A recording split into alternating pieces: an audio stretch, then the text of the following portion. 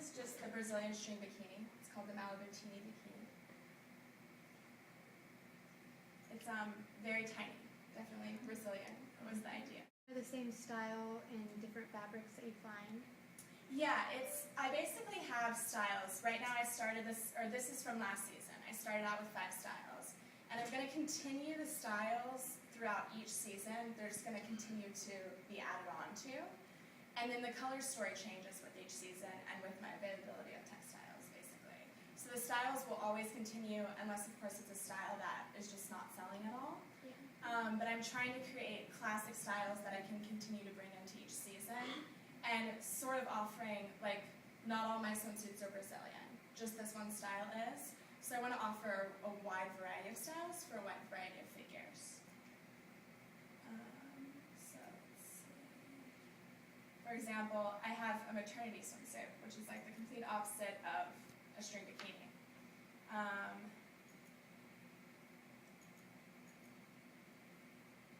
This is the maternity swimsuit, obviously on myself, not pregnant. But it is a swimsuit that a woman can wear prior to being pregnant, throughout her entire pregnancy, and then once she is not pregnant anymore, and back to her original size. It's hard to see in this photograph, but basically what allows the swimsuit to be useful as your body grows and then returns back to the original size is that it has corset lacing side seams on both sides with an expanding panel. Really a swimsuit that can stay with you for a really long time, which is kind of the idea that I wanted to have. And it has a lot of support too in the bust with the halter, and then there's a thick band that goes under the bust and ties in the back. So it's definitely a really, as well as the corset side seams, you can really kind of tighten yourself up in it. Yeah. What's your price points? My price points start at $200 and then go up to about $500.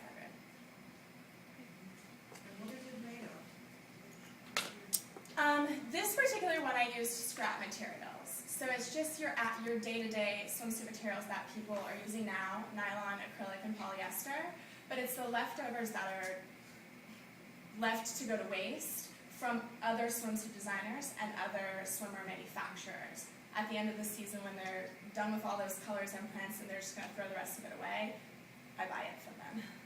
So instead of buying, I'm not producing new material, but there is some of the styles you can't just use vintage materials in. I don't know how familiar you are with vintage swimwear material, but some of it's not very stretchy at all.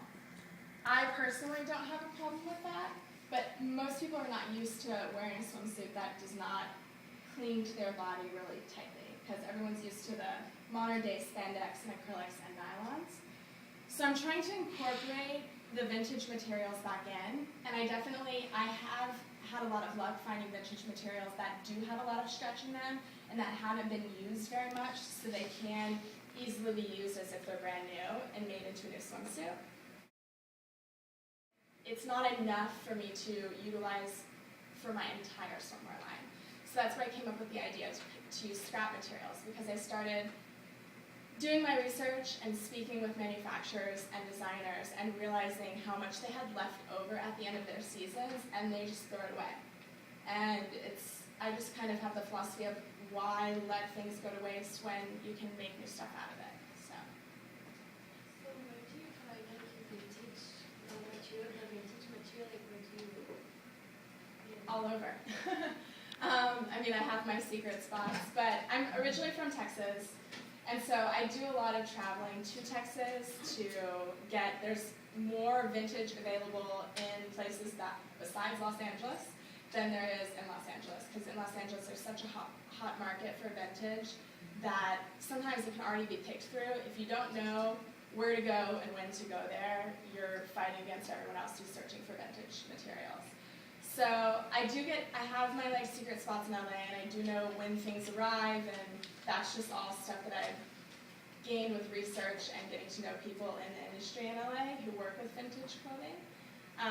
But I also do travel a lot, and I have a lot of friends that live in other states and people that send me stuff, clients that have a vintage swimsuit that they love the material and they don't like the style. And so they'll send me the swimsuit and I'll make them a new modern swimsuit with material that they like. I've had a lot of people just donate material to me because they like what I'm doing and they hear about it and they're like, I've had this material stockpiled in my, closet forever, like my grandmother and her friends who have swimsuit material from the 70s that they never did anything with, that's in the closet and they're never going to do anything with it now. So there's a lot of stuff laying around. If you start putting the word out there, you discover there's a lot of people who have material laying around that they're not using, and there's a lot of places to find that kind of stuff. Do you think you'll ever expand into other beachwear tunics and tanks? Very possibly, yes. Obviously I like caftans. That's something that I probably wouldn't do for the first couple of years at least, just to get into the rhythm of swimwear. I find that with the knowledge I've gained in the past year, and even before I started the business, and the current state of the economy, it's best to start out as small as you possibly can and really build that niche market with a niche client and then expand from there after you've really well established that. But yeah, definitely I'm interested in that type of ideas. This is the Venice Bay Bikini. And this is, I use a lot of vintage patterns to come up with my designs as well. So this is sort of a throwback to the bandeau style 80s bikinis, but then I also kind of incorporated, obviously, more of a modern take on it.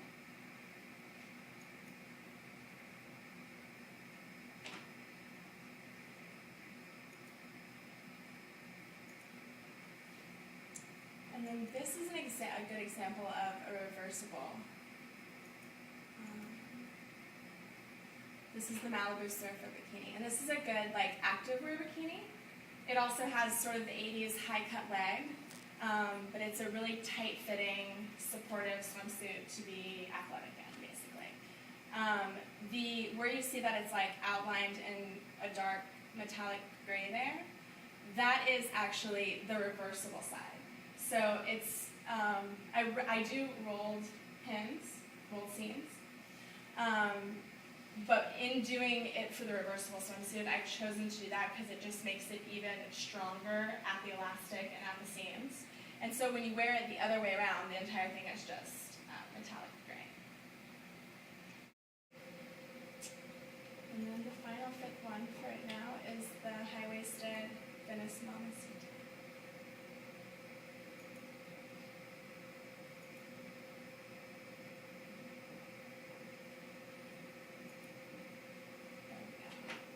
This one is also reversible. I just did both sides in the same color, the same material. But this one only comes in reversible. Like the one I showed before, you can choose reversible or non-reversible.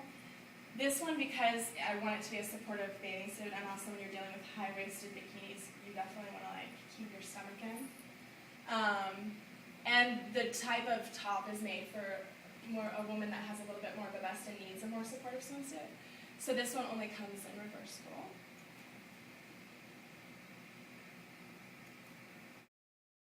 You mentioned that each swimwear uses a lot of different materials. What sorts of materials do you typically use? Well, when swimwear began, it was mostly cotton-based. So you get into a lot of cotton combination materials where they're using maybe a little bit of polyester, a little bit of cotton, and a little bit of the really old lycra, which is not anything in comparison to what we use now. But a lot of it is sort of a cotton-based, something that you can't really get wet in. So that's why it's hard to use all vintage swimsuits without, it's hard to use all vintage swimsuits for the mainstream market because people are not used to swimming in a cotton bathing suit. And a lot of times too, it'll be like a cotton blend or a poly blend, and since it's old poly, or if it's a cotton blend, they're really thick. And then, I don't know if you've ever looked at a vintage swimsuit, but they have the really thick material, that's the outer material, but then they tend to have 3 or 4 different layers of lining and layers of material. And so you're wearing a vintage swimsuit and it feels like you might as well be wearing a dress, but it's a one-piece bathing suit. It just got so much weight on it, and it just holds water. So I find you can get a lot of material out of them, because sometimes there'll be 2 layers of the nice printed material that they're using to design the swimsuit with. And when I remove the lining, obviously it lightens up the material, but you're still dealing with a pretty thick material, which benefits me because I don't use lining on my swimsuits in my designs. So the thick material actually works well. It sort of is the replacement for the lack of lining. It's kind of, it takes a lot of trial and error. Mallory, who's your customer? Who's buying these? So far my customer has been the custom design customer.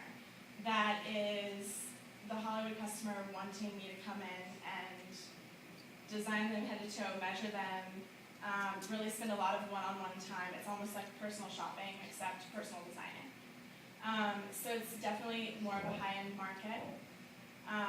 But even my price point, it would still be high-end market in retail. But I am trying to make the transfer from being a custom design client business to being in retail as well. Because so far, my first year of business, it's just been a lot of me going in home with people and actually designing them a swimsuit based on some dream they've imagined. And I've even designed swimsuits for people that don't fit into these 5 styles. They might look at a style and go, well, I love that, but I really want it this, and this way. And then I use sort of my philosophies with how I want to make a swimsuit to come up with it, to meet their ideas, and together we create a swimsuit.